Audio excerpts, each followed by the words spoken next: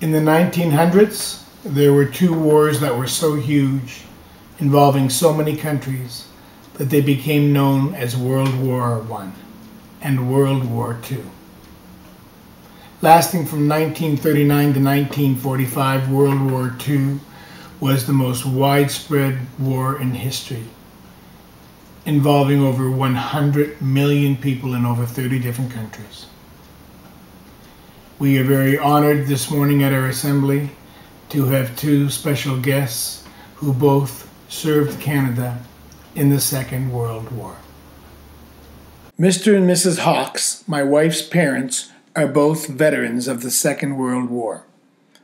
Mrs. Hawks was a dancer who traveled in a Royal Canadian Air Force entertainment unit, performing for the Allied troops throughout England. The performers were kept very busy, giving 250 shows a year in England during the war. Mr. Hawks' father was a pilot in World War I. Mr. Hawks followed his father's example and chose to be a pilot with the Royal Air Force in World War II. He flew many different planes, including Halifax, Wellington, DC-3, DC-4, Liberator, and especially the Lancaster seen here. It was a brave decision to become a pilot. This was not some video game. In their fight for peace and freedom and democracy, more than 60% of air crew, almost 10,000 Canadian air crew, lost their lives. At the air base in Wickenby, England, that Mr. Hawks flew out of, they lost over 1,500 flight crew in less than 18 months. On August 29, 1944, Mr. Hawks flew a Lancaster from Wickenby to German-occupied Poland. While over Poland, his plane was attacked by two German fighter planes. His plane was hit, and now the instrument panel wasn't working and parts of the plane were on fire. Instead of parachuting over enemy territory, Mr. Hawks chose to try to fly to nearby Sweden, which was a neutral country.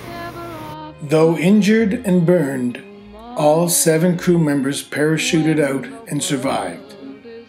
Mr. Hawks was later taken to his plane's crash site and was able to save several pieces of the plane.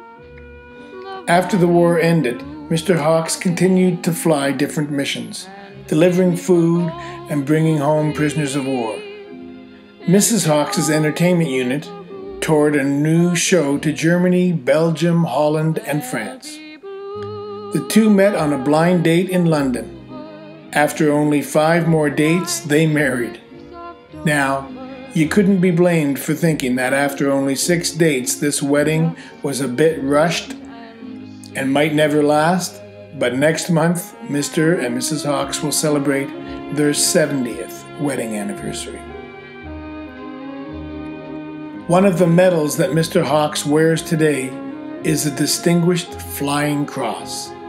In 1945, he was honored to be awarded this for skill and bravery.